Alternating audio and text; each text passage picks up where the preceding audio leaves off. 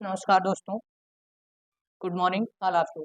मैं मुकेश आप सभी का यूनिक क्लासेज में स्वागत करता हूं। आज से हम लोग शुरू करेंगे 2023 क्लास 10th के लिए गणित सेट 1 से। तो पहला सवाल दिया गया है किन्हीं दो धनात्मक पूर्णांकों ए और बी के लिए। तो क्या होता है हमें पता है, किन्हीं भी दो पूर्णांक के लिए, किन्हीं भी दो पूर्णांक के लिए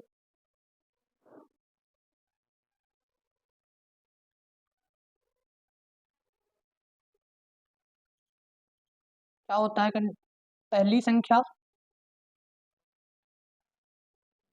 गुणे में दूसरी संख्या, पहली संख्या गुणे दूसरी संख्या बराबर होता है लासा गुणे में मासा। पहला सवाल दिया है कि किन्हीं दो धनात्मक पूर्णांकों ए और बी के लिए। तो क्या हो जाएगा, ए गुणे बी बराबर मासा ऑफ ए बी गुणे लासा ऑफ ए बी। दूसरा सवाल देखेंगे। दूसरा सवाल दिया है कि एक शून्येतर परिमेय संख्या एवं अपरिमेय संख्या का भागफल होता है। तो कोई भी परिमेय संख्या ले लेंगे, मान लो हम 2 ले लिए परिमेय संख्या और अपरिमेय संख्या √2। तो इसको जब भाग करेंगे तो मिलेगा क्या, √2। और ये क्या होगा, एक अपरिमेय संख्या होगी। क्या होगी, एक अपरिमेय संख्या होगी। तब इस प्रकार हम कह सकते हैं कि जब भी परिमेय संख्या एवं अपरिमेय संख्या का भागफल निकाला जाता है तो क्या होता है, हमें हमेशा अपरिमेय संख्या ही प्राप्त होती है। अब तीसरा सवाल देखेंगे। तीसरा सवाल क्या है कि यदि m बराबर 5 है, m बराबर कितना दिया है, 5 है, और n बराबर दिया है m+7। तो m² प्लस n² का मान क्या होगा, कैसे करेंगे। तो जहाँ पे n है वहाँ पे हम क्या लिख देंगे, n बराबर क्या हो जाएगा 5 + 7। तो n का मान निकल के आएगा 12। अब इसी पे रख देंगे, √5 का स्क्वायर प्लस 12 का स्क्वायर। तो 5 का स्क्वायर तो हो जाएगा 25 और 12 का स्क्वायर होगा 144। क्या हो जाएगा, √169। और 169 को रूट के बाहर निकालेंगे तो निकलेगा 13। इस प्रकार से इसका आंसर क्या हो जाएगा, 13 हो जाएगा। अब चौथा सवाल देखेंगे। चौथे सवाल में दिया गया है कि किसी परिमेय संख्या के समतुल्य परिमेय संख्याएं होंगी। तो किन्हीं भी दो परिमेय संख्याओं के बीच अनंत परिमेय संख्या होती है, तो समतुल्य परिमेय संख्याएं भी कितनी होंगी, अनंत होंगी, या फिर इसको हम लिख सकते हैं अपरिभाषित होंगी। अनंत या फिर अपरिभाषित होंगी। पांचवा सवाल दिया गया है कि a1x + b1y + c1 = 0 तथा a2x + b2y + c2 = 0 दो रैखिक समीकरण है। यदि a1 में a2 बराबर b1 बटे में b2 बराबर में c1 बटे में c2, तो जब भी ये कंडीशन होती है तो हल क्या होता है, रेखाएं संपाती होती हैं। क्या होती हैं, संपाती, रेखाएं संपाती।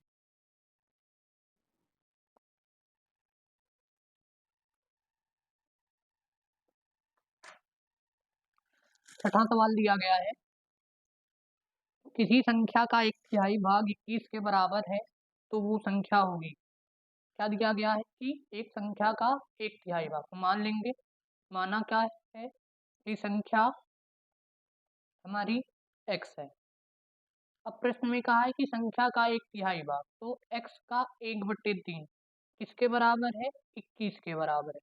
तो यहाँ से ये डिवाइड में है, इधर जाएगा तो मल्टीप्लाई में हो जाएगा। तो x बराबर क्या हो जाएगा, 63। तो संख्या हमारी कितनी आ जाएगी, 63।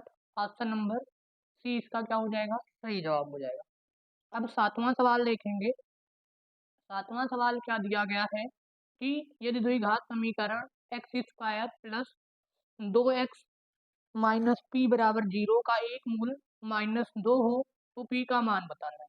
तो एक मूल दिया गया है -2, तो जहाँ जहाँ पे क्या है, x² है, वहाँ पे हम क्या रखेंगे, वहाँ पे हम 2 रखेंगे, -2 रखेंगे। तो x के स्थान पे -2 रखेंगे तो -2 का स्क्वायर प्लस 2 गुणे में -2 - p बराबर क्या हो जाएगा, 0 हो जाएगा। तो यहाँ से -2 का स्क्वायर करेंगे तो 4 -4 माइनस पी बराबर 0। 4 में से 4 जाएगा तो 0, 0 माइनस पी बराबर 0। तो इस प्रकार से क्या हो जाएगा, पी बराबर 0 हो जाएगा। ऑप्शन नंबर क्या है, ऑप्शन नंबर ए हमारा सही हो जाएगा। अब देखेंगे 8वां सवाल कह रहा है कि दो त्रिभुजों के क्षेत्रफलों का अनुपात उनकी संगत भुजाओं के अनुपात के वर्ग के बराबर हो तो उनके त्रिभुज होंगे। तो अगर दिया रहेगा कि त्रिभुज के क्षेत्रफलों का अनुपात उनकी संगत भुजा के अनुपात के बराबर वर्ग के बराबर होगा तो त्रिभुज क्या हो जाएगा, समरूप त्रिभुज हो जाएगा। क्या हो जाएगा, समरूप त्रिभुज हो जाएगा। तो 8वें में आंसर क्या हो जाएगा, सी हो जाएगा, समरूप त्रिभुज। क्या हो जाएगा, समरूप त्रिभुज। अब 9वां सवाल देखेंगे। 9वें में क्या दिया है कि एक्स अक्ष पर स्थित एवं बिंदु 2 -5 तथा -2 9 से समदूरस्थ बिंदु के निर्देशांक होंगे। तो कह रहा कि एक्स अक्ष पर स्थित बिंदु, तो यहाँ से क्या हो जाएगा, निर्देशांक इसके क्या होंगे, x, 0 होंगे। x, 0 से ये क्या होगा, समदूरस्थ होगा। बिंदु क्या क्या दिया गया, इसको मान लेंगे हम P, और a दिया गया है 2, -5 और b दिया है -2, 9। कहा है कि समदूरस्थ है, तो समदूरस्थ के लिए बीच की दूरी निकाल लेंगे। बीच की दूरी बराबर करेंगे, बीच की दूरी तो निकालेंगे यहाँ से AP के बीच की दूरी बराबर में क्या होगा, √ x2 माइनस x1 का square plus y2 minus y1 का स्क्वायर। तो x2 कितना है हमारा, x2 है ये x2, y2 ये क्या है x1 और y1। तो 2 माइनस x का क्या कर देंगे स्क्वायर प्लस y2 कितना है -5 माइनस 0 का स्क्वायर। तो यहाँ से करेंगे इसको सॉल्व, तो ये तो हो जाएगा 2 का स्क्वायर प्लस x का स्क्वायर माइनस में 2ab, तो 2ab मिला के हो जाएगा 4x, और ये करेंगे तो ये मिलेगा 25। तो आगे हल कर लेंगे, AP बराबर क्या हो जाएगा 4 plus x square minus 4x plus 25। 25 और 4 जोड़ देंगे तो जुड़ जाएगा, ये हो जाएगा x square minus 4x plus 29। तो AP के बीच की दूरी आ गई x square minus 4x plus 29। इसी प्रकार से अब BP के बीच की दूरी निकालेंगे। BP के बीच की दूरी, BP के बीच की दूरी क्या हो जाएगी, फिर से फार्मूले पे रखेंगे √x2 माइनस x1। तो x2 क्या है -2 माइनस x1, x है इसका स्क्वायर प्लस 9 माइनस 0 का स्क्वायर। क्या हो जाएगा, आगे करेंगे तो इसको -2 माइनस x, तो ये तो 4 हो जाएगा 2 का square plus x square plus 4x, और ये हो जाएगा प्लस 9 का स्क्वायर मिला के 81। फिर से इसको लिख देंगे, BP के बीच की दूरी बराबर क्या हो जाएगा x square plus 4x plus 81 और 4 मिला के 85। अब समदूरस्थ कहाँ है प्रश्न में, तो समदूरस्थ के लिए AP बराबर क्या होगा BP, क्यों होगा, क्योंकि समदूरस्थ है, समदूरस्थ। अब क्या हो जाएगा, यहाँ से रखेंगे x square minus 4x plus 29, किसमें है √ में, बराबर में क्या होगा x square plus 4x plus 85।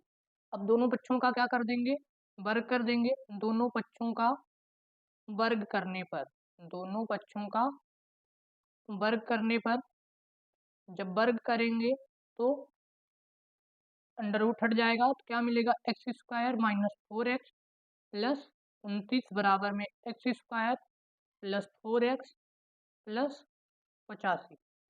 अब इसको इधर लेके आएंगे तो एक्स स्क्वायर माइनस 4x और 29 को उधर भेज देंगे तो 85 माइनस में 29।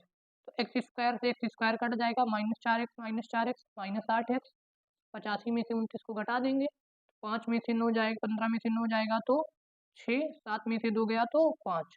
एक्स बराबर क्या हो जाएगा 56 बटे में -8, तो यहाँ से एक्स निकल के आएगा -7। तो कह रहा है प्रश्न में एक्स अक्ष पर स्थित बिंदु एवं बिंदु 2 -5 तथा -2 9 से समदूरस्थ बिंदु के निर्देशांक होंगे। तो निर्देशांक क्या आ गया, -7 कामा क्या आएगा, 0 आएगा। ये हो जाएगा आंसर। तो 9वें में ऑप्शन नंबर बी क्या हो जाएगा, सही जवाब हो जाएगा। अब देखो 10वां सवाल दिया गया है। 10वें सवाल में क्या दिया गया है कि त्रिभुज ABC एक समद्विबाहु त्रिभुज है जिसमें AB बराबर AC। क्या दिया है कि AB बराबर में AC दिया गया है और एक समद्विबाहु त्रिभुज, ये A है, ये B है और ये क्या है, C। AB बराबर दिया है AC, तो क्या होगा, हमें पता है कि बराबर भुजा के सामने का कोण भी क्या होता है, बराबर होता है। तो कोण भी किसके बराबर हो जाएगा, यहाँ से कोण C के बराबर हो जाएगा। तो ऑप्शन नंबर C इसका क्या हो जाएगा, सही जवाब हो जाएगा। अब देखेंगे क्वेश्चन नंबर 11। 11 में क्या दिया है कि त्रिभुज ABC में यदि AB बराबर 6√3 सेंटीमीटर, AC बराबर 12 सेंटीमीटर और BC बराबर 6 सेंटीमीटर है तो कोण B होगा। तो क्या क्या दिया है, AB दिया है, AB कितना है 6√3 सेंटीमीटर है, AC कितना है तो ये है 12 सेंटीमीटर और BC कितना दिया है 6 सेंटीमीटर। कोण भी बताना है तो रख लेंगे, पहले त्रिभुज बना लेंगे। ये क्या है, हमारा एक त्रिभुज है, AB है A, यहाँ पे B और यहाँ पे C। AB कितना दिया है 6√3 सेंटीमीटर और BC दिया है 6 सेंटीमीटर, AC दिया है 12 सेंटीमीटर। तो हम क्या करेंगे, देखेंगे AC का स्क्वायर इक्वल टू AB का स्क्वायर प्लस क्या करेंगे BC का स्क्वायर। AC कितना है 12 का स्क्वायर बराबर में AB का स्क्वायर है 6√3 का स्क्वायर प्लस BC का स्क्वायर मतलब 6 का स्क्वायर। तो ये हो जाएगा 144 बराबर में 108 प्लस 36। तो यहाँ से क्या हो जाएगा 144 बराबर में 144। यहाँ से हम ये निष्कर्ष निकालेंगे कि अगर बड़ी भुजा का वर्ग अन्य छोटी भुजाओं के वर्गों के योग के बराबर होगा तो त्रिभुज कौन सा होगा, समकोण त्रिभुज। तो यहाँ से कोण भी कितना निकल के आ जाएगा, कोण भी आ जाएगा 90 अंश। कोण भी कितना आएगा 90 अंश आ जाएगा। इस प्रकार से 11 में ऑप्शन नंबर बी क्या हो जाएगा, हमारा सही जवाब हो जाएगा। अब 12 नंबर का सवाल देखेंगे। 12 में क्या कहा है कि एक समबाहु त्रिभुज ABC की भुजा 2a है, उसके प्रत्येक शीर्ष लंब की लंबाई होगी। तो एक समबाहु त्रिभुज है ABC। समबाहु त्रिभुज किसे कहते हैं, तो जिसकी तीनों भुजाएं क्या होती हैं, बराबर होती हैं, वो होता है समबाहु त्रिभुज। तो AB और ये C समबाहु त्रिभुज है, इसलिए क्या होगा AB बराबर BC बराबर क्या हो जाएगा CA हो जाएगा। अब इसमें क्या दिया है कि भुजा 2a है, भुजा कितनी है 2a, तो 2a ये भी है, 2 ये A भी है और ये पूरा भी कितना है 2a है। अब कह रहा है कि उसके प्रत्येक शीर्षलंब की लंबाई, तो शीर्षलंब की लंबाई मतलब ये निकालना है हमें, इसको मान लेते हैं D। तो AD की लंबाई निकालनी है, तो ये शीर्षलंब है तो शीर्षलंब बराबर बराबर बांटेगा तो ये A भी हो जाएगा और ये भी कितना हो जाएगा A हो जाएगा। अब हमें ये निकालना है तो त्रिभुज ADC में क्या करेंगे हम, पाइथागोरस प्रमेय से, पाइथागोरस प्रमेय से क्या करेंगे, AC का स्क्वायर बराबर होगा AD का स्क्वायर प्लस DC का स्क्वायर। तो AC कितना है हमारा 2a है, 2a का स्क्वायर, AD का स्क्वायर हमें निकालना है, AD की लंबाई निकालनी है, प्लस DC कितना है तो ये भी a है। तो 2a का स्क्वायर हो जाएगा 4a स्क्वायर बराबर में AD square plus a square. अब प्लस में इसको इधर भेजेंगे तो 4a square minus a square बराबर क्या हो जाएगा AD का स्क्वायर। यहाँ से 3a स्क्वायर बराबर में AD का स्क्वायर हो जाएगा। तो AD बराबर यहाँ से क्या हो जाएगा √3a हो जाएगा। तो AD की लंबाई शीर्षलंब की लंबाई निकालनी थी, तो हमारी क्या आ गई शीर्षलंब की लंबाई √3a, यही हमारा क्या हो जाएगा आंसर हो जाएगा। 12 में क्या हो जाएगा फिर आंसर, ऑप्शन नंबर ए हो जाएगा। अब देखेंगे 13 नंबर का सवाल। 13 में दिया है कि साइन ए बराबर कॉस ए दिया है, क्या दिया है साइन ए बराबर में कॉस ए दिया है तो ए का मान बताना है। अब कैसे करेंगे? तो साइन ए बराबर में कॉस ए, तो ए का मान क्या होगा?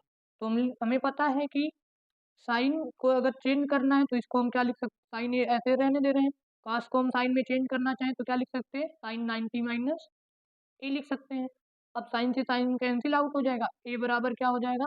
90 माइनस में ए, ये माइनस में इधर आ जाएगा तो ये प्लस में हो जाएगा, तो ए प्लस ए बराबर क्या हो जाएगा? 90 हो जाएगा। 2a बराबर होगा 90, यहाँ से a बराबर क्या हो जाएगा? 90/2, काट देंगे इसको, 45 आ जाएगा।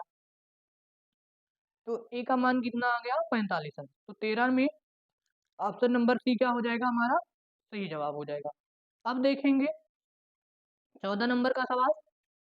14 में दिया है कि a बराबर 30 अंश, a कितना है? 30 अंश है। तो हमें बताना है 1 प्लस tan स्क्वायर ए बटे में 1 प्लस कॉट स्क्वायर ए का मान क्या होगा? कैसे करेंगे? जहाँ जहाँ पे 30 है, जहाँ जहाँ ए है वहाँ पे 30 रख देंगे, तो 1 प्लस tan स्क्वायर कितना हो जाएगा? 30 अंश बटे में 1 प्लस कॉट स्क्वायर 30 अंश। यहाँ से देखेंगे tan 30 की वैल्यू कितनी होती है? 1/√3, तो इसका स्क्वायर कर देंगे, और बटे में 1 प्लस कॉट 30 की वैल्यू भी कितनी होती है? √3, तो इसका स्क्वायर। तो ये करेंगे तो 1 प्लस 1 का स्क्वायर 1, √3 का स्क्वायर 3, और ये हो जाएगा 1 प्लस 3। तिरछा गुणा करा देंगे, तो तिरछा गुणा जब कराएंगे तो ये हो जाएगा 3 प्लस 1 बटे में 3, और बटे में क्या हो जाएगा? 4 हो जाएगा। तो यहाँ से ये क्या हो जाएगा हमारा? 4 बटे में 3 बटे में 4, और कुछ नहीं है तो बटे में हम क्या लिख सकते हैं? 4, 4 बटे 3 बटे में 4। अब यहाँ से क्या हो जाएगा? ये देखेंगे तो इसका आंसर कितना आ जाएगा? इसके नीचे 1 लिख सकते हैं हम, तो ये हो जाएगा 4 बटे में 3 गुणे 4, तो 4 से 4 कट जाएगा, तो आंसर क्या आ जाएगा? 1/3। इसका आंसर क्या आ जाएगा? 1/3। तो 14 नंबर में ऑप्शन क्या हो जाएगा हमारा? डी वाला सही हो जाएगा। अब देखेंगे 15 नंबर का सवाल। 15 में दिया है कि यदि एक गोले की त्रिज्या को दुगना कर दिया जाए तो उसके पृष्ठीय क्षेत्रफल में होने वाली प्रतिशत वृद्धि ज्ञात करना है। तो गोले की त्रिज्या, 15 नंबर सवाल, माना गोले की त्रिज्या कितनी है? r है। गोले की त्रिज्या r है। गोले का पृष्ठीय क्षेत्रफल का फार्मूला क्या होता है? गोले का पृष्ठीय क्षेत्रफल 4πr²। अब प्रश्न में कहा है कि गोले की त्रिज्या कितनी कर दी जाए? 2 गुनी। अब तो त्रिज्या, नई त्रिज्या कितनी हो जाएगी? नई त्रिज्या हो जाएगी हमारी 2r हो जाएगी। तो गोले का पृष्ठीय क्षेत्रफल क्या हो जाएगा? गोले का पृष्ठीय क्षेत्रफल, तो जहाँ पे r था वहां पे हम क्या लिखेंगे? अब 2r का स्क्वायर। तो 4π ऐसे है, 2r का स्क्वायर करेंगे तो 4r² हो जाएगा, तो 16πr²। अब प्रश्न में कहा है कि पृष्ठीय क्षेत्रफल में होने वाली प्रतिशत वृद्धि, तो पहले तो कितनी थी त्रिज्या? 4πr², अब कितनी आ गई? 16πr²।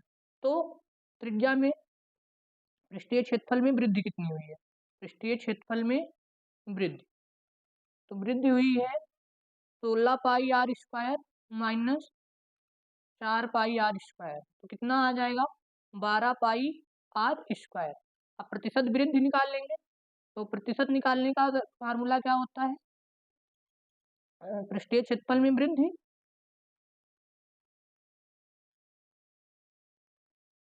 बटे में प्रारंभिक पृष्ठीय क्षेत्रफल। तो यहाँ से क्या हो जाएगा?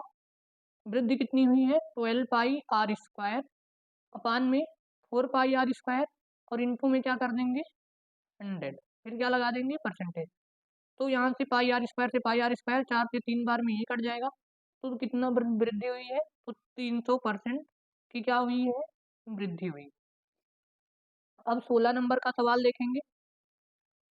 16 क्या है कि दो वृत्तों के व्यासों का अनुपात 4:9 दिया गया है। क्या दिया है? दो वृत्तों के व्यासों का अनुपात 4:9 है। वृत्तों की परिधियों में अनुपात, तो व्यास बराबर क्या होता है? 2 गुणे में त्रिज्या होता है, 2 गुणे में त्रिज्या होता है। अनुपात कितना दिया गया है? 4:9। व्यासों का अनुपात कितना दिया गया है? 4:9। परिधियों का अनुपात निकालना है, तो वृत्त की परिधि का फार्मूला क्या होता है? 2πr। तो यहाँ से मान लेंगे पहला जो है, पहला वृत्त उसकी त्रिज्या r1 है और दूसरे वृत्त की त्रिज्या r2 है। इसी प्रकार से निकाल लेंगे यहाँ से व्यास का अनुपात दिया है तो त्रिज्या का अनुपात, अगर त्रिज्या भी निकालेंगे त्रिज्या कितनी हो जाएगी? 4/2, और ये क्या हो जाएगी? 9/2। 2 से कैंसिल आउट हो जाएगा, तो इन दोनों की भी त्रिज्याओं का अनुपात भी कितना हो जाएगा? 4:9। फिर परिधि में रख देंगे। वृत्त की परिधि का अनुपात, वृत्तों की परिधियों का अनुपात क्या हो जाएगा? परिधि का अनुपात, तो 2πr1 अनुपात में 2πr2। 2π से 2π कट जाएगा। r1 कितना है? 4 है। r2 कितना है? 9 है। तो 4:9 इसका भी क्या हो जाएगा? आंसर हो जाएगा। अब क्वेश्चन नंबर 17 में देखेंगे। 17 क्या कह रहा है कि निम्नलिखित सारणी का माध्य होगा। वर्ग अंतराल दिया है, वर्ग अंतराल दिया है और बारंबारता दी गई है। वर्ग अंतराल और बारंबारता दी गई है, तो कह रहा है कि माध्य निकालना है। वर्ग अंतराल है, यहाँ पे कर लेंगे 0,2, 2 से है 4, 4 से 6, 6 से 8 और 8 से 10। अब इधर देखेंगे बारंबारता कितनी है? 3 और 1, 5, 4 और 7। तो सबसे पहले तो मध्यपद निकाल लेंगे। मध्यपद, मध्यपद कैसे निकालेंगे? तो 0 + 2/2 मतलब 1 हो जाएगा। ये 3, ये 5, ये 7 और ये 9। अब क्या करेंगे? FI XI निकालेंगे। FI XI, ये क्या है? XI है, ये क्या है? FI है। तो मल्टीप्लाई करा देंगे, तो 3 के नम 3, 1 3 3, 5 5 25, 4 7 28 और 7 9 63। अब सबको जोड़ देंगे। माध्य निकालने का फार्मूला क्या होता है? माध्य बराबर सिग्मा FI XI अपान में सिग्मा FI। तो ये सबको जोड़ेंगे, तो 3 और 3 6, 25 6 31, 31 8 39, 10 49, 10 59, 3 62 और 60, 122 आ जाएगा। और ये कितना हो जाएगा? 3 1 4 5 9, 9 4 13 7 20। काट देंगे। अब 2 से काटेंगे 61 बार, 2 से काटेंगे 10 बार। कितना आ जाएगा माध्य हमारा? 6.1। ये क्या हो जाएगा? हमारा आंसर हो जाएगा। माध्य कितना आ गया? 6.1। अब हम देखेंगे 18 नंबर का सवाल। कौन सा सवाल? 18 दिया है, माध्य दिया गया है, इसमें कितना है? 24.1 दिया है। बहुलक दिया है, बहुलक कितना है हमारा? 28 है। तो माध्यक निकालना है। तो माध्यक निकालने के लिए हम क्या करेंगे? एक शर्त होती है, वो क्या है कि बहुलक बराबर में क्या होता है? बहुलक बराबर में 3 माध्यक माइनस 2 माध्य, 3 माध्यक माइनस 2 माध्य। तो बहुलक तो दिया है हमारा, कितना है? 28। 3 गुणे में माध्यक, माध्यक माइनस 2 गुणे में कितना कर देंगे? 24.1। तो ये तो 28 है। 3 गुणे में माध्यक माइनस 48.2, इधर माइनस में है, इसको इधर लेके आएंगे तो ये प्लस में हो जाए। तो 28 + 48.2 बराबर में 3 गुणे माध्यक। तो जोड़ लेंगे तो 28 8 36 40 76.2 बराबर में 3 गुणे में माध्यक। तो यहाँ से क्या हो जाएगा? माध्यक बराबर 76.2 बटे में 3। काट देंगे तो 3 दूनी 6, 1 16, 3 5 15, 1 4 3 चौक 12, तो माध्यक कितना निकल के आ गया? 25.4। इस सवाल का क्या हो जाएगा? सही जवाब हो जाएगा। अब देखेंगे 19वां सवाल। 19वें सवाल में दिया गया है कि वर्ग अंतराल दिया है 0 से 10, बारंबारता 11, 10 से 20, 21, 20 से 30 का 23 है, 30 से 40, 14, 40 से 50 तो 5। कह रहा बहुलक वर्ग होगा। तो बहुलक वर्ग अगर हमें निकालना है तो बहुलक वर्ग निकालने के लिए क्या है तरीका? तो बहुलक वर्ग वही होता है जिसमें बारंबारता सबसे अधिक होती है। तो बारंबारता सबसे अधिक किस में है? 23 में है। और ये बहुलक वर्ग वर्ग अंतराल किस में आ रहा है? तो 20 से 30। तो बहुलक वर्ग क्या हो जाएगा? 20 से 30, इसका क्या हो जाएगा? सही जवाब हो जाएगा। अब 20वां सवाल। 20वें में कह रहा है कि माध्य माध्यक एवं बहुलक के बीच संबंध होगा। तो अभी बताए कि बहुलक बराबर में क्या होता है? 3 माध्यक माइनस में 2 माध्य। 3 माध्यक माइनस 2 माध्य। तो इस प्रकार से हमारा बहुविकल्पीय प्रश्न हो गया। अब हम देखेंगे विस्तृत उत्तरीय प्रश्नों को।